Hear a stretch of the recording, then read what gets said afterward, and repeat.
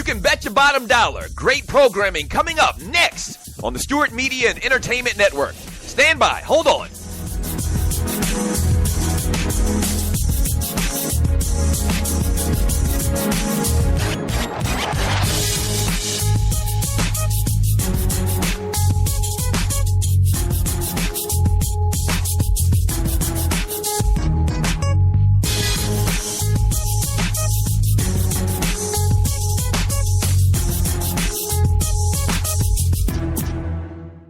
Talk at its finest, coming up next on the Stewart Media and Entertainment Network. In about 2 minutes, stand by.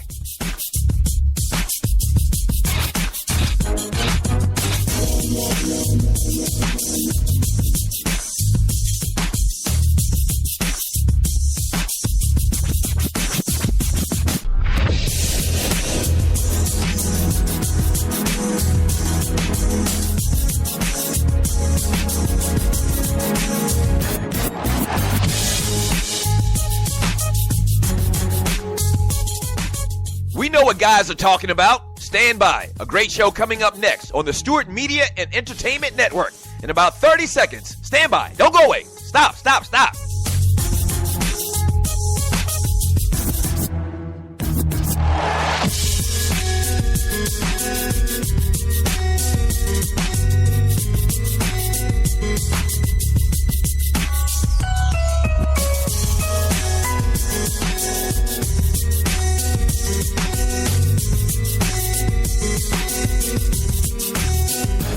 If they're talking about it at the barbershop, we're talking about it here on SME. Great show coming up in about 30 seconds. Don't go away. Stand by.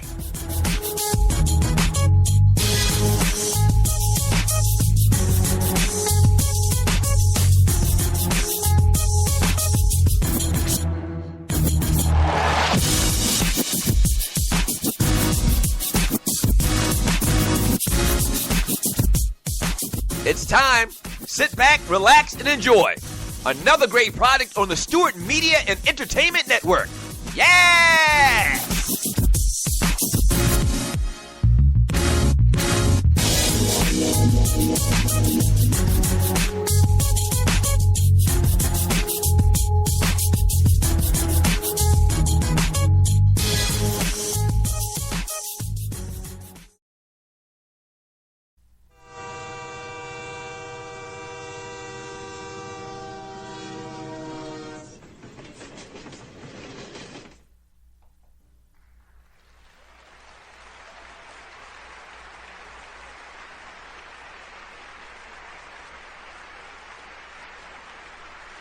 Look out, you are tuned into the Underground Railroad Show with that Ninja on Spreaker.com, and today we have a very special show. We have a Black Coaches show, and we always try to focus on things and stories that are appreciated and kind of hidden behind the closed doors and proverbial walls of the mainstream media. And I can't do a Black Coaches show or a Black Quarterback show without my main man, 50 Grand Jungle Brother. And we're going to bring him right in 1 second, man. Just going to lay this out. We're going to do a Black Coaches show talking about coaches that, there are a lot of things don't get their proper credit, don't necessarily get rehired, and don't get looked at in the upper echelon of coaching. And if you look at coaches, man, you just see a lot of recycling going on with the same old guys, whether they were successful at their last stop or not. But, man, before I get on a rant or get into it at all, let's go ahead and get this show started right by bringing in my main man, Jungle Brother. What's going on, Jungle? What's up, that Ninja, man? How you doing, brother? I'm good, man. I'm good. Always looking forward to doing another show, man. You know, we have a lot of subject matter because the things that we talk about are things that get left out of the mainstream story, so this is just another example of that. And I know, Black quarterbacks, we do those shows, and I'm very keen on that. But as you pointed out to me, black coaches, man, don't really get they don't really get talked about like that. And if they do, it's kind of in a negative manner. So, obviously a Black Coaches show is needed, sir. And I'm glad you, brought me in for this and suggested that idea. So, great job on your part, sir. But, there are a lot of places we can go, a lot of sports, and a lot of things we could go as far as black coaches, man. Where you want to start off at, sir? Well, we're going to start with Tony Dungy. Not only Tony Dungy or a black head coach. He also was a black quarterback. So I think it'll be fitting we start out with him. You know what I'm saying? I think because he has an extensive coaching tree. You know what I'm saying? His coaching tree rivals Chuck Noll. And also, he has potentially drafted 4 Hall of Famers. Warren Sapp, John Lynch, Derrick Brooks, and Rondé Barber. Now, only coach off the top of my head that come up with those type of Hall of Fame numbers are Vince Lombardi, Don Shula, and Chuck Noll. Even the great Jimmy Johnson, he only drafted Emmitt Smith, Troy Aikman, and Larry Allen. That's 3. And the offensive tackle they had might be 4. But Tony Dungy, his accomplishment is very downplayed and overshadowed in the NFL circuit.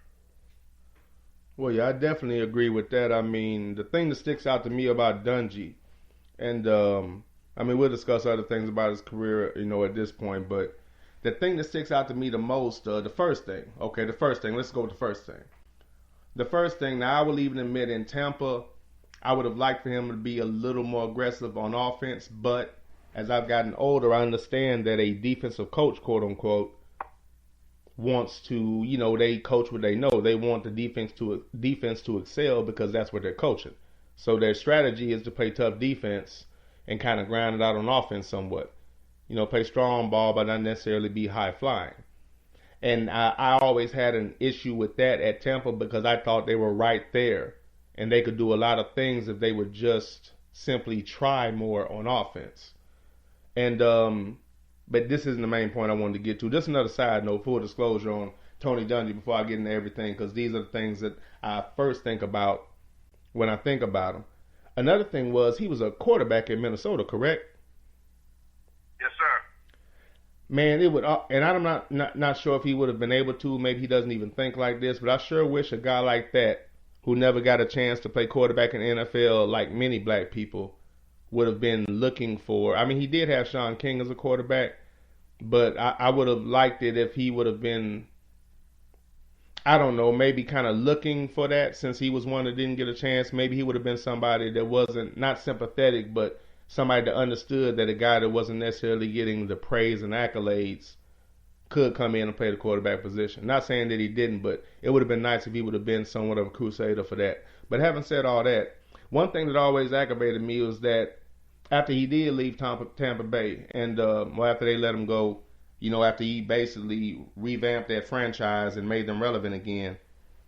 And I will say that I was frustrated that they didn't seem to do enough on offense. Even when they brought in players, didn't seem to use them. But after he left, a guy named John Gruden came and won a Super Bowl with his players. But does anybody ever say that as far as like John Gruden? Because all I hear is great coach, one of the best ever, blah, blah, blah. But they never talk about the fact that he won with Tony Dungy's players, Jungle. And that right there, that's a big elephant in the room that ESPN, four-letter network, never want to talk about. Because they had a plan to groom John Gruden's career from the giddy up, right? Mm-hmm. And where he's at now was already pre-planned. You know what I'm saying? It's like, well, we're going to throw you in, since you ain't had no college career to speak of, with nobody, let us throw you in with the Philadelphia Eagles. You know what I'm saying? Make you a hot shot coach. You know what I'm saying? Even though you had a black quarterback, Donovan McNabb, already falling out. You know what I'm saying?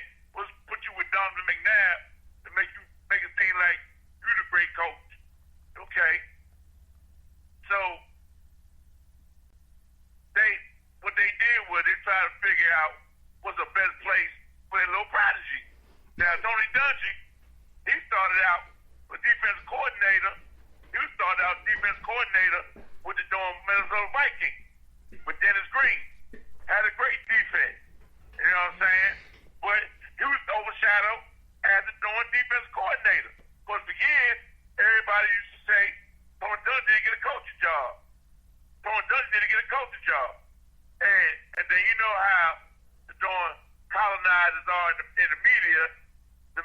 excuse for why a great black defense coordinator not getting the doing chance.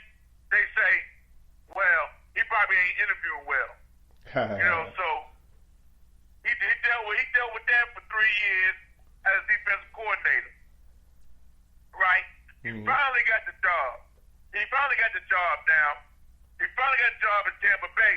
Now, they didn't give him credit for them as personnel, but they had John McKay's son, Rich McKay. They gave Rich McKay all the credit.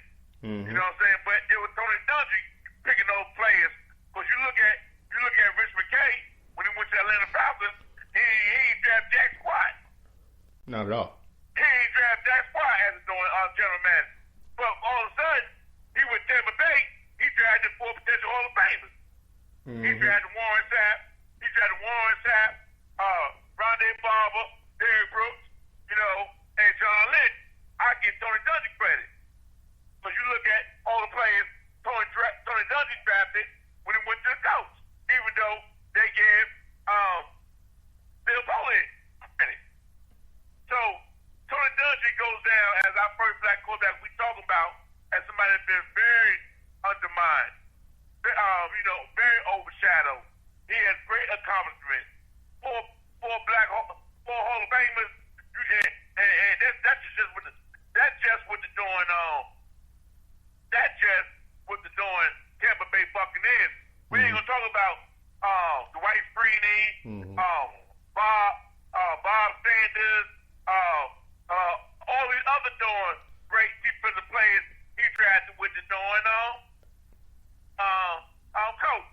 But to get back to your point, they always give John Gruden credit for Tony Dungy's success. And Tony Dungy, he won in both places, Tampa Bay and Indianapolis.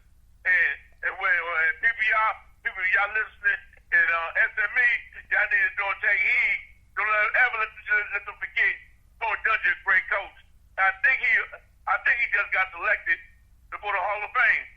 I'm not sure of that, Ninja. I think he just got selected for the Hall of Fame. I believe you're correct, sir. I do believe you're correct.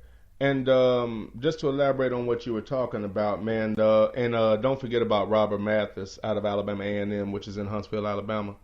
Let's not forget about him either. Let's not forget about him. And back to your point in Minnesota. Like you said, Tony Dungy didn't get much credit, and they were saying things like he didn't interview well and whatnot, which, okay, you're going to interview with a rich billionaire Caucasian person who isn't, quite frankly, used to being around ninjas. I mean, interview well, is it I don't interview well, or are you looking for me to not interview well? Do you have preconceived notions? Is it just, you going through the motions, you didn't want to hire me anyway? I mean, you're not going to tell me these guys aren't qualified, especially when I see the same unproductive coaches getting recycled, Greg Knapp to name a few, who always has a job and has never been productive anywhere. And if you saw some production, it was probably because of the player that he had. He used to hold a lot of players and teams back, but a guy like that always gets hired. But at any rate, the thing with Minnesota that gets me is who benefited the most from when Minnesota was balling out and was given credit for it. It was Brian Belichick. And as Brian Billick, yeah. And it's Brian Billick, yeah, excuse me for that. Brian Billick, thanks for the correction. And he went to Baltimore, but he went to Baltimore as a quote-unquote offensive genius. Am I correct in saying that? Yes, sir. He was heralded the offensive genius. Go ahead. Like he invented the wheel. Exactly. They saying like he invented the wheel. Exactly. But when he got to Baltimore, what was the strength of that damn team? Defense, not the offense. Not a high-flying offense that was lighting the league up. None of that. The defense was great. Now, normally when that happens, they say that coach who specializes in a certain side of the ball isn't doing a good job of coaching. That's normally that's the normal spiel or the normal conclusion that the mainstream comes to when evaluating the coach. You coach offense, you go to a team, the offense isn't that great, but the defense is good. you're not necessarily putting your footprint on that team as a coach. But nobody really ever came at him like that. Tony Dungy, although Tampa, and my frustration was that I thought they could have been more productive on offense, but he was a defensive coach. Even though he played quarterback, he coached the defense. And the defense was strong. Same in Indianapolis. They already, when he went to Indianapolis and they had Peyton Manning, they had an offense, so he left it alone and he fixed the defense, which he did. So he implemented his footprint on those teams and he did what he was supposed to do as far as his coaching. Now, when Tony Dungy was in Indianapolis, and you and I have discussed this, and we're about to get into it, and I'm going to hand this off to you in a second because I know you're going to have a response to this. When he was in Indianapolis and they were winning and being productive, the media's spin was, that's Peyton Manning's team. Peyton Manning runs that team. He's the real leader. Because Tony Dungy wasn't animated or running and jumping around on the sideline. You know, it just depends on who it is. If a coach as a colonizer does that, he's cool, calm, and collected, nice and steady. That's why his team plays so well. Tony Dungy does it and he's not emotional enough, or he's not into it, or he doesn't come off as a leader. If he yells, he's an irate ninja that scares me, and I don't like that either. But no, I digress. My point in this is they're trying to get Peyton Manning credit for Tony Dungy's teams, but nobody ever tried to give Ray Lewis credit for Brian Billick winning in Baltimore, because it wasn't the offense, it was the defense. They didn't try to give it to Marvin Lewis. They didn't say Marvin Lewis is really running that team because the defense is what's great on the team. They didn't do that. So it's just another one of those situations when no matter what he did, he was in Tampa Bay and they were right there and didn't get it done. But then John Gruden came in and won with his players, but nobody's saying John Gruden won with his players. He goes to Tampa, he goes to Indianapolis, and it's Peyton's team. You know, it's always something. Billick has an offense which was a product of having Randall Cunningham, Randy Moss, Chris Carter, and a man I believe named Jake Reed on that offense, along with Robert Smith from The Ohio State University. I mean, that's why that offense was so productive. He didn't have those dogs when he got to Baltimore, and it wasn't the same offense. But they didn't really criticize him for that. They didn't question his coaching. They didn't say Marvin Lewis is the real reason that team is winning. Or they didn't say that's really Ray Lewis's team. So, I mean, it's just a disparaging difference in the way they choose to cover these guys when, if you look at it, the situation wasn't much different. He went to Baltimore. I think he was able to win a Super Bowl, but again, not with a great offense. Tony Dungy went to Indianapolis and he won a Super Bowl, and they want to say that Peyton did that and it was his team. You know, you see the difference? One guy implemented his defense, and it was obvious that defense was better as a result of his coaching, but he isn't given credit. Billick is in Baltimore. That's a defensive team winning a Super Bowl with their defense, but they still consider him a great coach. And there's just no, you just can't make that work, you know what I'm saying, as far as logic or fact or truth, or if we sit down and talk reason. You can't tell me why in those two situations there are two different views on how you rate those coaches. And I don't get it, sir.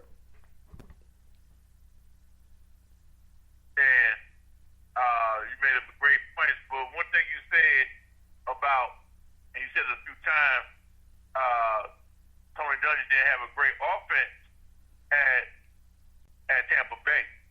I look at it like this.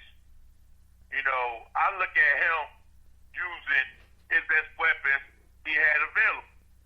Now, I call it Tony Dungy, when he came to Tampa Bay, he a defensive guy, and he know his defensive dogs, and to get those dogs to hunt on defense, they got to be well rested. So I'm looking at it. This is how I'm going to spin it now. Because, you know, that's all they do in the media. They spin. They spin the narrative. I'm going to spin the narrative that Tony Dungy implemented a power running game. Now, see how different that sounds? If I say he implemented a power running game, you be like, okay, he got a game plan. You're like, okay, he got a game plan. He implemented a sound offense. He had Warwick Dunn, and he had Mike Allstott. Two done there like the type running back. You know what I'm saying?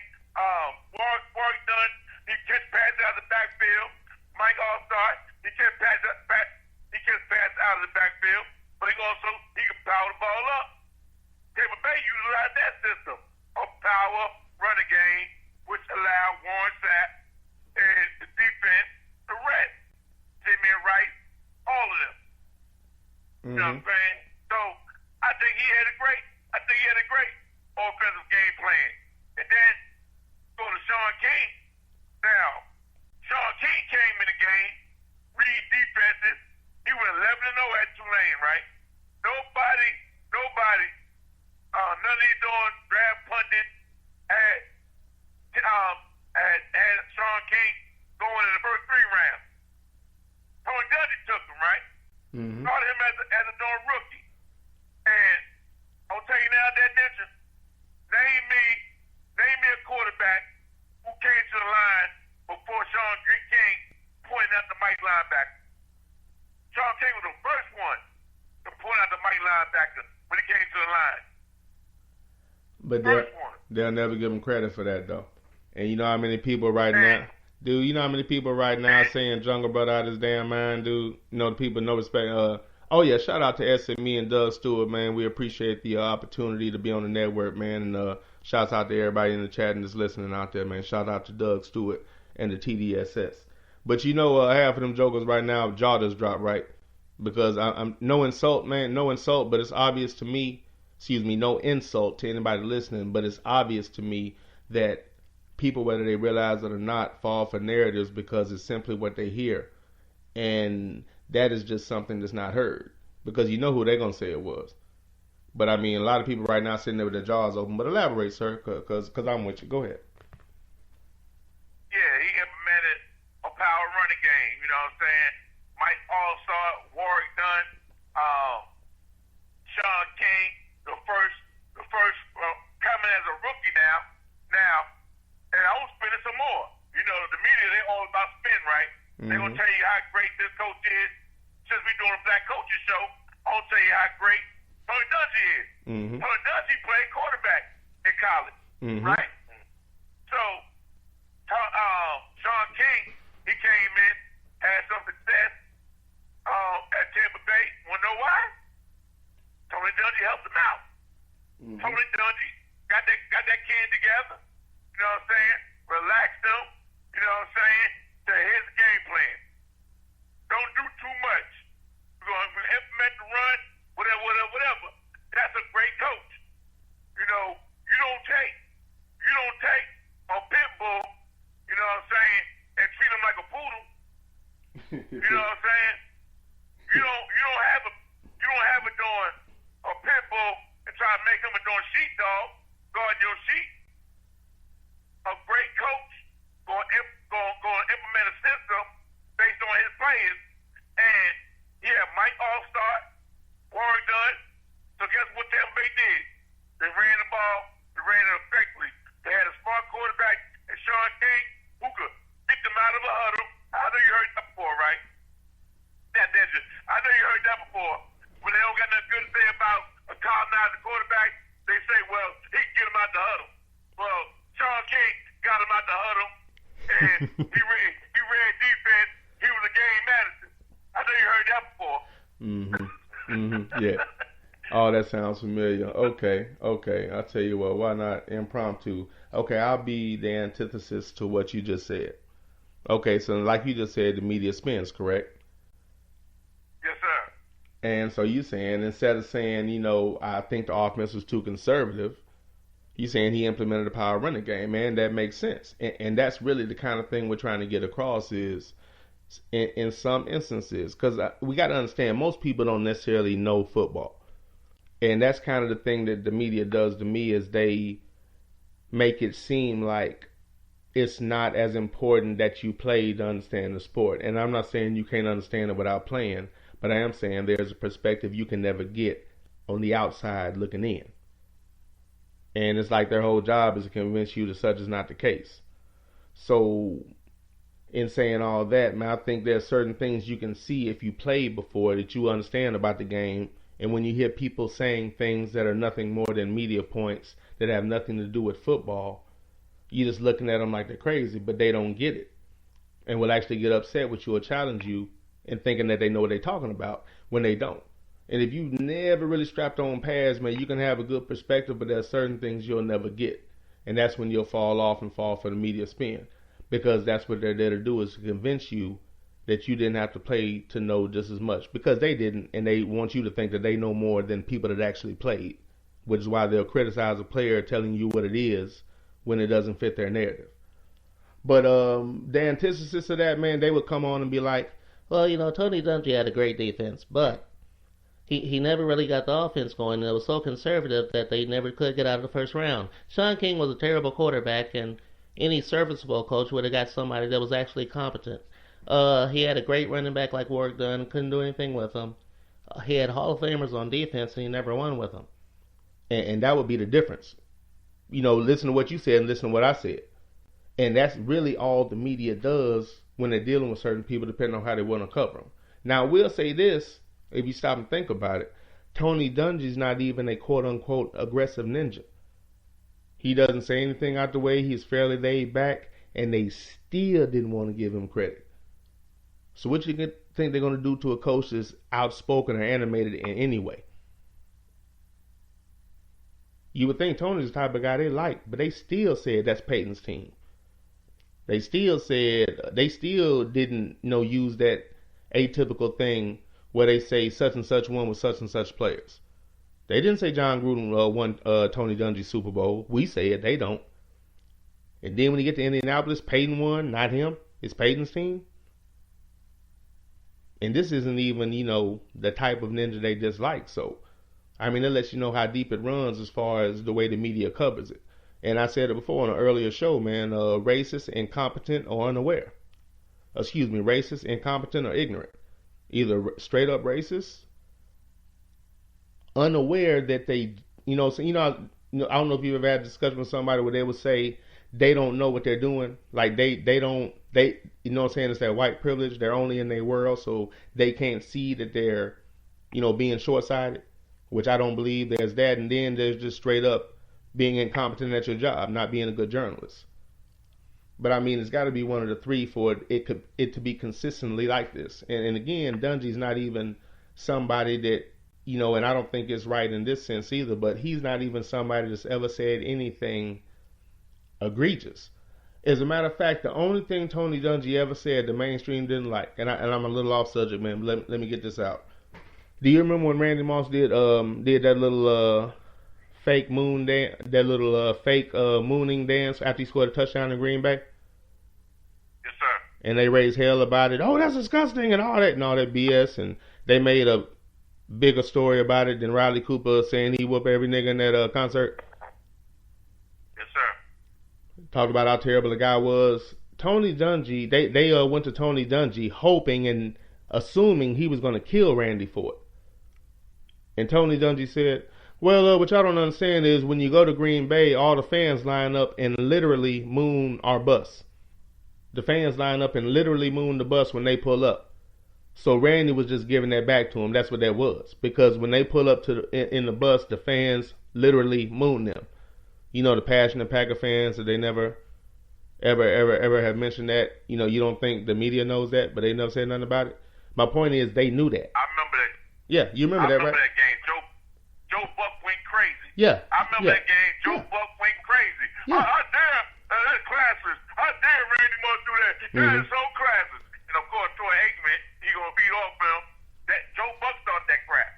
Yeah, I remember that. I remember it was Joe Buck's punk ass.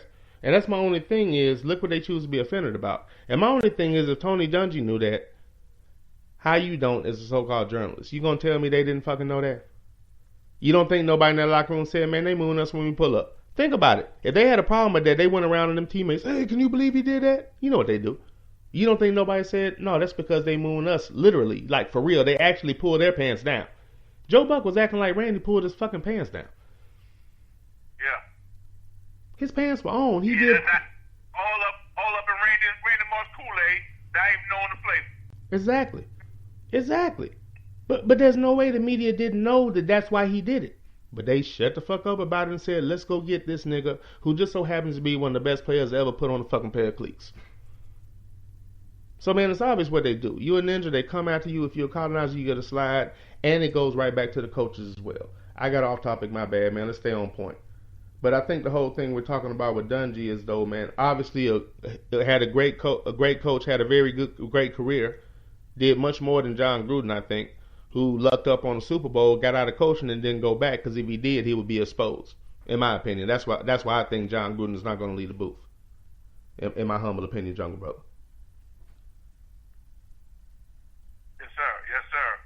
And you had said something else that I wanted to talk about.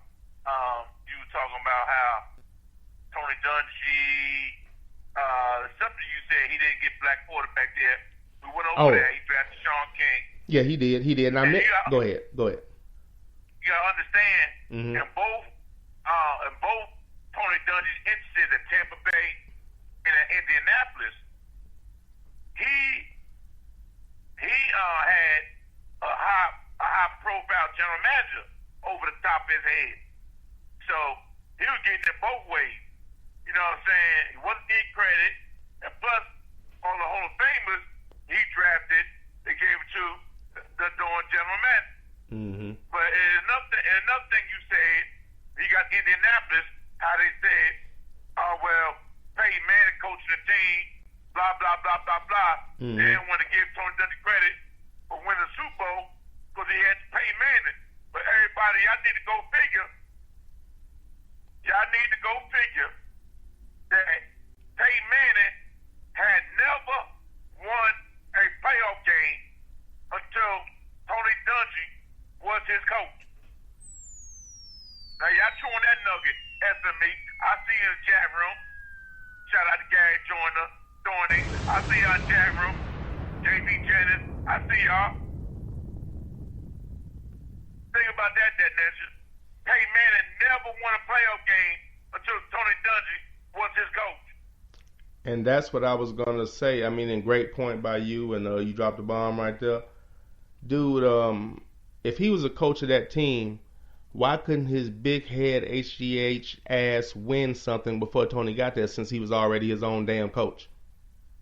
Hello? Since he was already his own damn coach, why are you bringing in somebody when he's the coach of the damn team?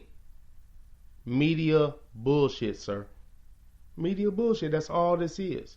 And I'm just, this is repetitive on my part, but I'm just frustrated that people take them seriously and take them on their word, and will run with their narrative and run with their stories, man. Once you figure out the source is incredible, why do you keep giving them the benefit of a doubt? Treat them the same way you would your cousin or your boy on the street after they screw you over countless numbers of times, as far as being honest with you.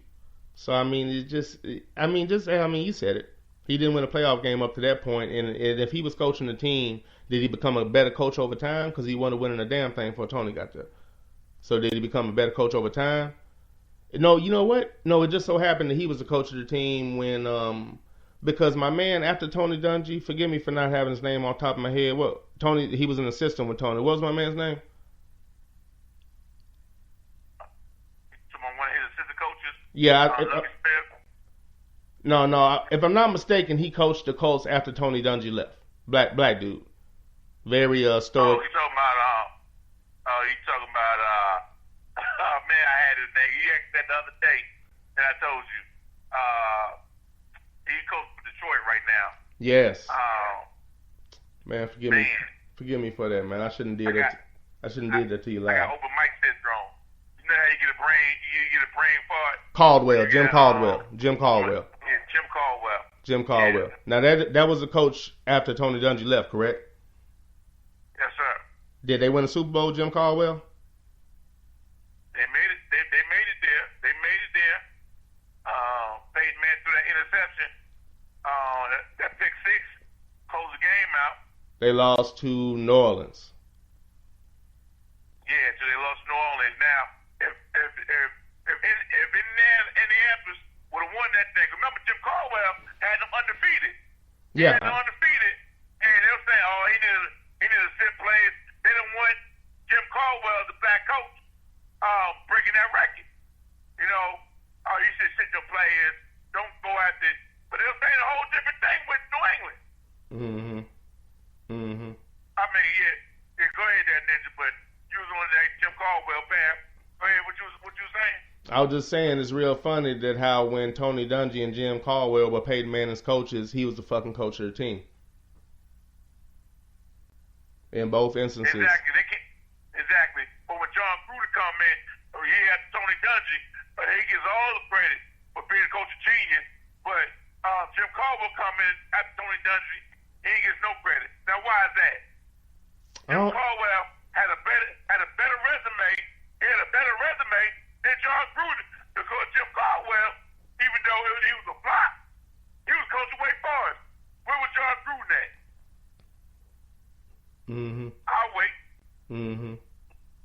Yeah, and that's the point right there. And I mean, you know, and the cat wouldn't know that. People wouldn't know that information because it's not really being put out there. But that's my only thing. It's real funny that how when Peyton had two black coaches, that he was a coach of that team and they got very little credit. And they talked about their demeanors on the sideline. And I guarantee you, if either one of them would have been animated, they would have been angry, out of control ninjas. And you can't have that as a head coach. You just complain regardless, and the killing thing about it is no matter which one they would have said, there's always going to be people that agree with their ass. And people that should understand that this is the last person in the world you need to be listening to. But on another note, when Brian Billick went to Baltimore, they were winning with defense. Who was the coach of their defense? Marvin Lewis. They gave him credit for being a great defensive coach, but nobody ever said Marvin Lewis won those Super Bowls, or that was really his team, or it was Ray Lewis's team, or Ed Reed's team, because the defense ran that team, and that was truly a team that strived off of defense. So, in that situation, for whatever reason, go ahead, sir. Yeah, we're gonna talk about Marvin Lewis down the road on our Black Coaches show. Yeah. Everybody, SME, we got 1,000,001 black coaches we're gonna hit y'all over the head with. This is just the first inaugural show, but we got a whole bunch of black quarterbacks we're going to hit y'all over the head with. This is what we do at Real Cast Rangers. You know what I'm saying? There's a lot of great shows out there. You know what I'm saying? But if you the type of person, SME, I'm talking to you, if you're the type of person that want to hear about what they're not talking about, listen to me and that ninja, man, because we're going to tell you something about a whole lot of people that's being swept under the rug. You know what I'm saying? And what we're going to do, we're going to shine that light on. We're going to shine that light on. That's what we're here for. Real Cast Rangers, Underground Railroad. Don't forget, Doug, I know you listen, Doug, but Underground Railroad is what we do. Underground Railroad, Everyday People Show, you know, my show, Doug, this is what we're going to give you. I thank you for putting us on here. This is what we're going to give y'all, man. We'll give y'all content, and we're going to make you scratch your head. Every show, we're going to make you scratch your head. No doubt about it. Trying to make you think a little bit, and I mean, nothing profound. I mean, honestly, we're just simply servicing an underappreciated industry. You know, it's just black coaches don't get praise; they get scrutiny. You know, Andrew Luck struggles; they fire Pep Hamilton. Hackenberg sucks in college. Oh, it's his coach's fault and his basic, quote unquote, dumb ninja offense.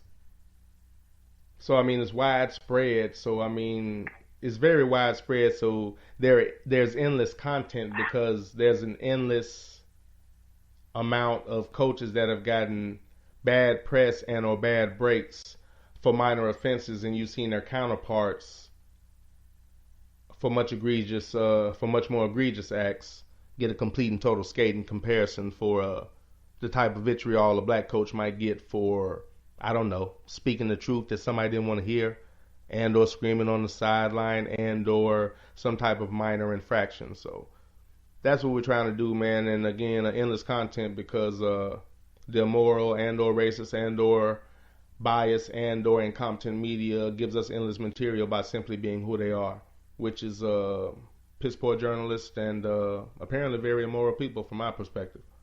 But what other coaches you got on your mind, Jungle Brother? Finishing up on Tony Dungy, man. finishing up on him before we really get to the meat and potatoes. You know what I'm saying? Mm-hmm. Tony Dungy is just a salad. That's just, we ain't hit him over the head with the steak yet. Finishing up on Tony Dungy, look at his coaching tree, everybody. I want y'all to take a second and think about Tony Dungy's coaching tree. And I want y'all to compare it to John Gruden's coaching tree. Hey, no comparison. Everybody, take a second, everybody. Name me one of John Gruden's assistants. I'll wait. Everybody, check out these names right here. Tony Dungy's coaching tree. Lovie Smith, Herman Edwards, Jim Caldwell, Mike Tomlin, that's right. What's the guy named that defensive coordinator for the Dallas Cowboys right now? Man. He's getting a lot of praise as a very defensive minded. He is under Tony Dungy. Mm-hmm. Tony Dungy, he had a great defense with Tampa, but they try to downplay the Tampa 2 as being simple. Well, if it was so simple, how come everybody implemented the Tampa 2 offense, Tampa 2 defense? Explain that. How come everybody implemented that cover 2 defense? Half the league was doing cover 2, except a few coaches that was running the Buddy Ryan defense in the 3-4. You had the Tampa 2, you had the 3-4, and you had the 4-6 that Buddy Ryan implemented that Jeff Fisher carrying on and Greg Williams. Half the league was running the cover 2, some variants of the cover 2, but the media didn't want to give you credit. Well, I'm telling you right now, half the teams in the league was running the Tampa 2, and that's Tony Dungy's credit. That's his legacy. Ron Marinelli, defense coordinator for the Dallas Cowboys. Everybody saying he's a great defense coordinator. Hey, he's under Tony Dungy. Did I say Raheem? Did I say Raheem Morris? No, you hadn't mentioned Raheem Morris yet, but him as well. Did I mention Mike Tomlin under Tony Dungy? Yeah, you mentioned Mike Tomlin. I mean, you don't even got to say much anymore, man. If you compare those two coaching trees, that's like comparing Welch's to Sam's Choice. I mean, there's no comparison, sir. There's absolutely no comparison. And these are things that are overlooked when you're not trying to highlight somebody. As you said, they're saying the Tampa 2 is simple. Simple, another code for dumb nigga shit. Dumb ninja, you ain't doing nothing special. Anybody can do that, blah, blah, blah. I remember talking to a random colonizer about, this is slightly off subject. Black colleges, the way our bands, get down. He said, "Oh man, that's nothing. Anybody can do that. That's simple stuff." He's talking about it's complicated to do formations and being stiff and all that crap they doing. And some of that stuff is cute, but I mean, again, just a little jab, all that. That's nothing. That's simple. That's what I'm saying. It's always simple. When Randy was tearing up the league, after he did it for so many years, and they decided they didn't want to hype him anymore, they started saying he ain't doing nothing but just jumping up and catching the ball. I mean, anything to downplay it, but you're acting like dropping back, holding the ball by your ear, and throwing a 5-yard pass to somebody that runs at 80 is special because you like the person that's doing it. I mean, it's just a matter of spin, man. It's just a matter of spin. But there's absolutely no comparison with that coaching tree, and I guarantee most people never thought about that because it's not put out like that. And Tony Dungy is not the type of guy that will get on there and talk about his coaching tree. I mean, and I'll be honest, I don't really like him as a commentator at all, to be honest. But I mean, there's no denying his coaching ability and what he's done, and he should get credit for it.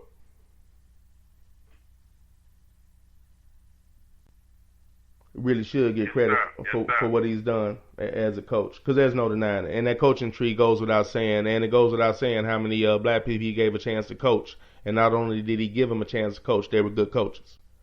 So I mean, he did his due diligence, no doubt about that. The other coaches, I've looked on their sidelines and I don't understand what I'm looking at, but I won't say their names right now. But, I mean, Tony did his thing, man. He did his thing. He's just not very boisterous about it. And to your credit, he saw Sean King and saw something there the same way he wished somebody would have saw something in him when he came out of Minnesota as a quarterback. But man, I think we about got Mr. Dungy wrapped up, man. What's the meat and potatoes of today's Black Quarterback Show, sir? And this is the Underground Railroad Show with that ninja featuring Jungle Brother, and this is the Black Coaches Show. Premiering on SME, by the way. Go ahead, sir.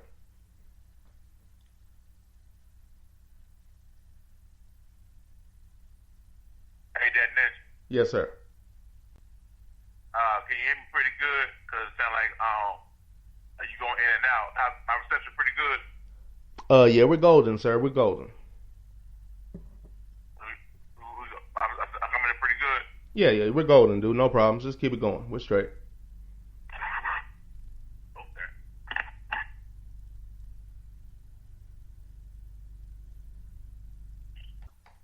Yeah, the audio is good, man. We don't got any issues, sir. But Jungle, man, as far as we was talking about with Tony Dungy, man, and you mentioned it, man, and I was aware of a lot of these things, but it's even more extensive than I thought. That coaching tree, man. I mean, let's just talk about Lovie Smith. Now, wasn't he the defensive coordinator in St. Louis when they were on that historic run? What were they called? The Greatest Show on Turf? Yes, sir. Yes, sir. Before he was defensive coordinator for the Rams, let's say, remember, he was defensive coordinator for the Tampa Bay Buccaneers, right?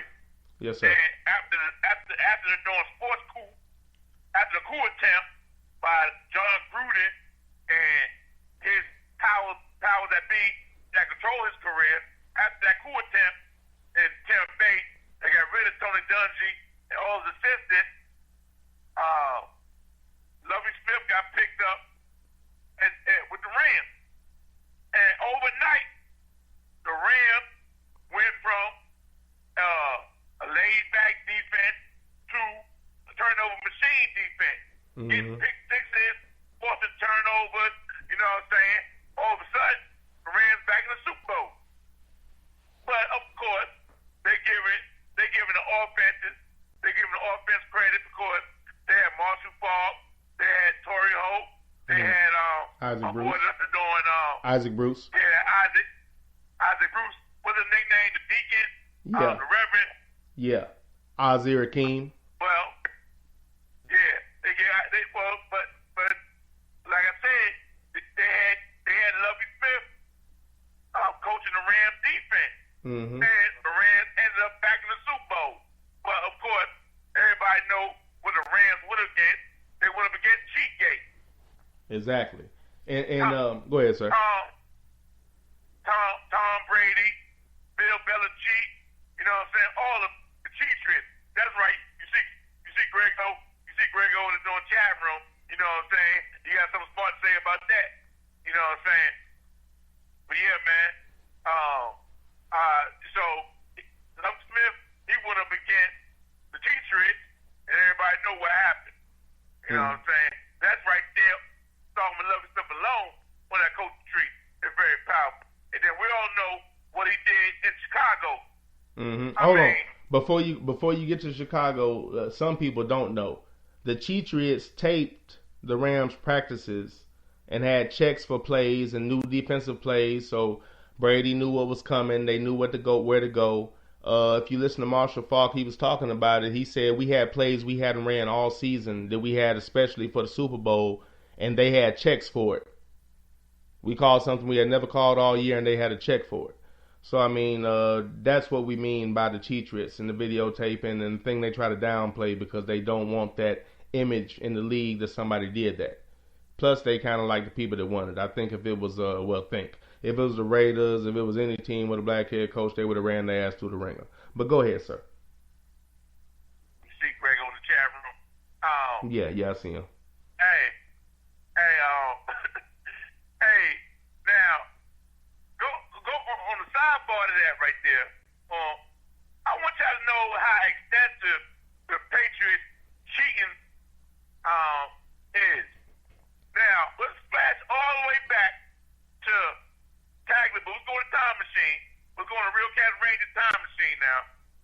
All the way back to Paul Tagliabue, commissioner of the NFL, retiring, right? So they're going to pick a new commissioner, right? Mike Marsh, he went up against Jim Fink and a whole bunch of, Tagliabue went against Jim Fink. Goodell went up against a whole other slew of names, right? Guess who, that ninja, guess what owner stood up on the door soapbox and said, Roger Goodell need to be our commissioner. Guess which one, that ninja? Guess which one? Bob Kraft. Robert Kraft, exactly. Robert Kraft. So, Roger Goodell, he became commissioner and he made $40 million a year. So, somebody give you that good of a job where you get $40 million for 1 year, you gonna pay him back, right? Oh, no doubt. No doubt about it. Mm-hmm. You gonna pay him back. The NFL implemented, a lot of people forgot about this, but the Mike linebacker, he has a radio in his helmet as well. They don't tell you how this. This is an extent of Cheatgate. You know what I'm saying? Bill Belichick and his cheaters, they seen that offense, so they radio to the Mike linebacker who makes the door check. Mm-hmm. Now, the teacher's headset, they're working real well, right? Well, guess what? Rams headset, that Super Bowl won't work too well. Yeah. They would have audio issues. Yeah. That happens every time you play the teachers for some reason. But see, we can't go back and review that transcript. We know why? Because Roger Goodell, he erased all the records of that cheat gate. Oh, destroyed the tapes. We don't know how extensive it is. No, because they knew it was terrible and they didn't want people to see it.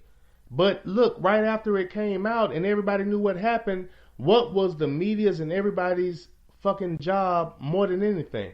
To make them look good, dude. As soon as it was over with, they started running specials saying, Brady, Belichick, the greatness and how it was formed. They started running specials and series and cheerleading shows talking about how great they were, what a great coach he was, what a great organization, the Cheatriot way, all this bullshit. But you're not mentioning the culture of cheating not one time. And it aggravates me because if that was a bunch of ninjas, they would have just exposed their ass. But because of who it is, because they don't want to tarnish the legacy of a cheating, and I should just keep it real and say what it is, but I'm not going to do it right now. Because of a cheating ass Tom Brady, a cheating organization with a culture of cheating that spanned it over years, multiple times, multiple things, but nobody has nothing to say. If you pay attention to the media, you know that's not what they do. That's not what they do. When you give them a pat, man, there's been a billion egregious things that they've done. But once you see that, why after that, when they attack somebody for some minor thing, would you give a damn? You know, nobody cares about this Cheatriot thing, but they show Greg Hardy screaming on the sideline and talk about this shit for 2 weeks straight, and everybody's co-signing every damn thing they say. They just attack who they want to attack. They worried about screaming on the sideline, but a culture of cheating and a quarterback deflating his balls, destroying cell phones and all these things. Chill out, Grego. You'll be all right. And the quarterback destroying the cell phones and all these things means nothing because they like him. They don't want to tarnish his legacy or the legacy of H.G.H. Manning.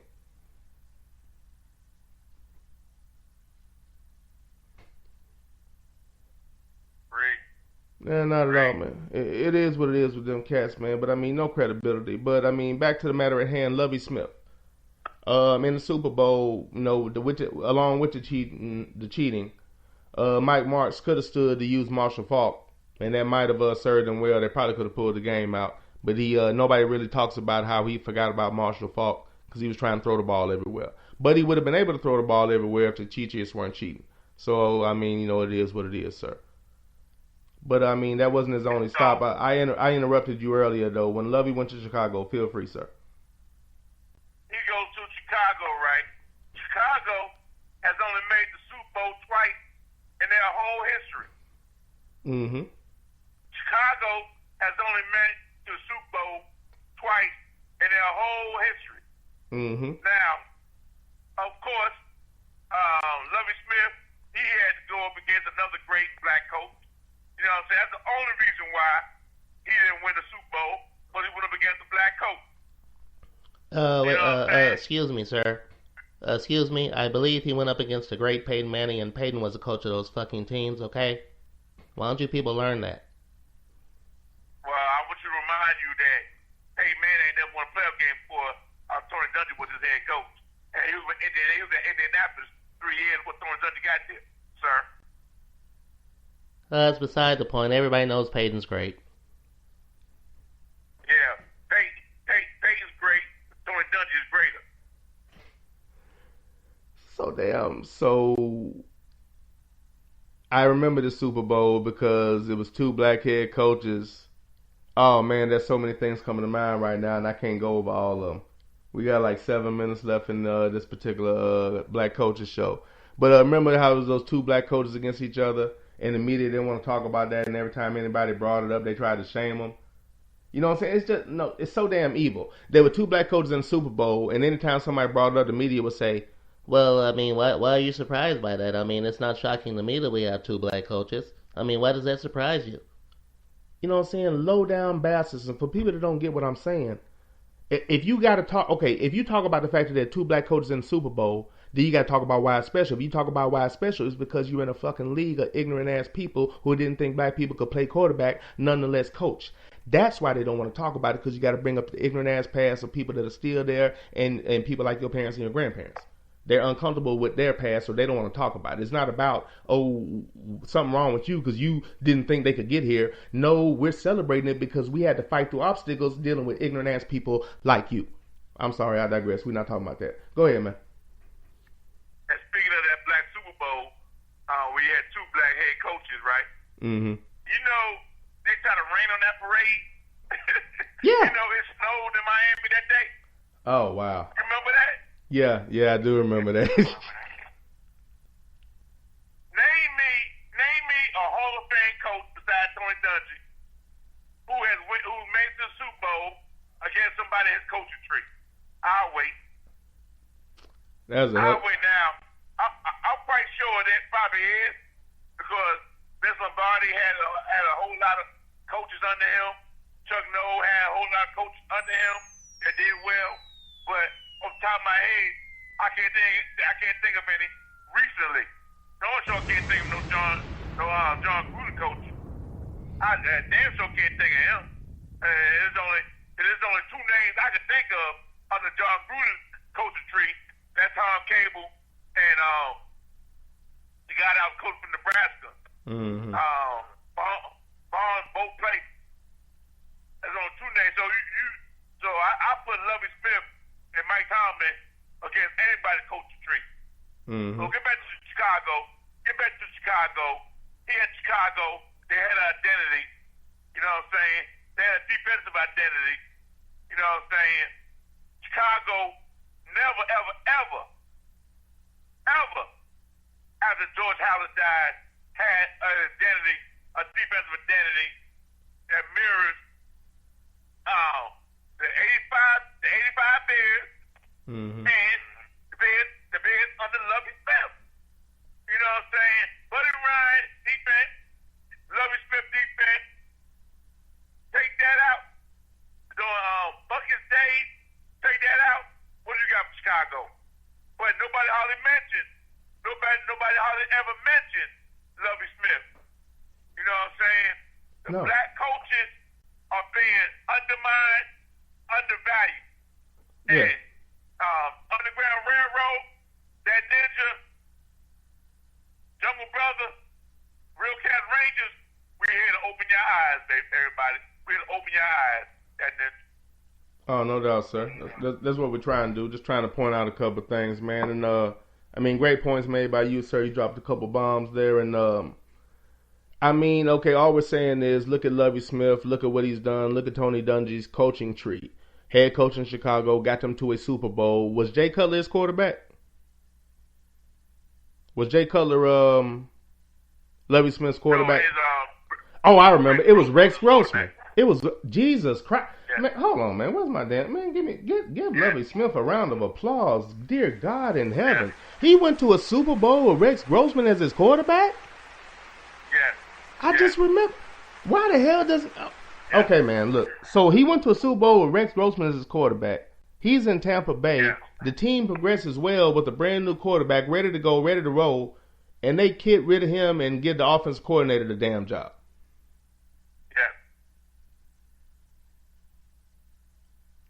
He went to a Super Bowl with Rex Grossman. You don't think he can make it happen with Jameis Winston?